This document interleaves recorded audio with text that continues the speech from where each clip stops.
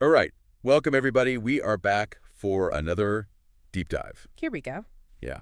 And today, we're going to be talking about something pretty heavy, addiction. Yeah. And specifically, we have this one clip we're going to be diving into from an expert. Right. And he really brings, I think, a new perspective I think so too. to how we think about addiction. Yeah, absolutely. It's definitely a different way of looking at it, and I think it's a really helpful way of looking at it. Yeah. And this is something I think we all struggle with, at least to understand in our own lives or people we know. Right. So this could be really helpful for everybody. Absolutely. So where should we start? I think the first thing this expert really hits hard is that it's not just about substance abuse. Right away, he kind of blows that whole thing up, Yeah. Like the idea that addiction is all about drugs and alcohol. It's so funny you say that because when we think about addiction, Yeah. that's the first thing we think of, right? Totally, yeah. Drugs, alcohol, cigarettes, whatever. Yeah. And, he even specifically says it's not just that. Yeah, he really expands the scope Yeah. of what we consider addiction. Yeah, to like behaviors and relationships even. I thought that was a good point. I know, right? And it really makes you start to think about like what other things could be considered addictive that we might not normally think of. It's true. What kinds of things are we talking about? Well, I mean, think about something like social media, right? Ooh, right. Some people are just like constantly on it, right? They need that validation. They're afraid of missing out. You get that little dopamine hit. Exactly. And they just spend hours scrolling and scrolling and scrolling. So you're saying, like, that could be considered an addiction in a way? It definitely has those addictive qualities, right? It's interesting. Yeah. That's a good point. And it makes his next point even more interesting. Oh, yeah, this is a good one. Yeah, the one where he says that the drug or the behavior, whatever it is, Yeah. it's not the problem, it's the solution. Oh, yeah. I remember this. That one made me stop and think. It really stopped me in my tracks, yeah. Like, how can that be? Right, because you think about it and it's like, how could something that's so destructive, how could that possibly be a solution to anything? And what does he say? How does he explain that? Well, he goes on to say that it's like a coping mechanism. Okay. The addiction, whatever it is, the substance, the behavior, it's like a way to deal with something much deeper, Yeah. way more painful. I see. Okay. And he actually, he repeats it for emphasis. What does he say? He says, the drug is not the problem.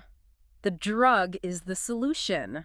Yeah, it's a solution that destroys your life, but it's a solution nonetheless. Wow. Right. It's powerful stuff. Yeah, it's like a Band-Aid Ooh, that's a good one. on a gaping wound. Right. It's like, it might cover it up for a little bit, Yeah. but it's not actually doing anything to fix the problem. So if we're looking at that Band-Aid as the drug or the behavior, Yeah. what's the actual wound? What is it that people are trying to cover up? Well, he calls it like a deep discomfort with one's own self. What does that even mean? It's almost like being like allergic to yourself, you know? Like you're just completely ill at ease in your own skin. I could see that. Yeah, like there's this fundamental mismatch between who you are Yeah. and who you think you should be.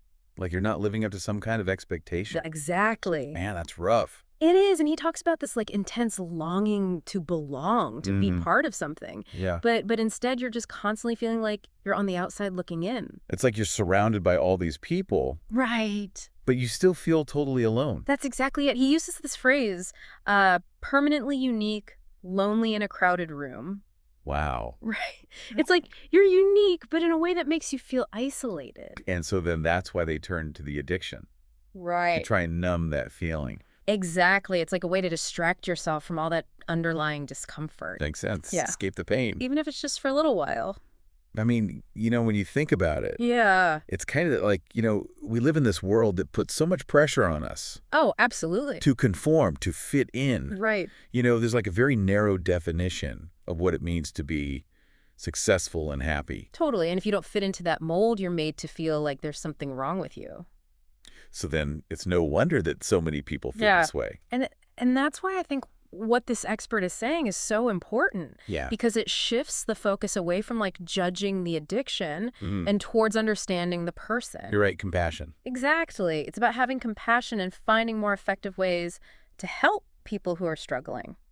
So at the end of the day, the big takeaway here is that addiction is so much more than just the substance or the behavior. Right. It's about a deep, deep discomfort with yourself.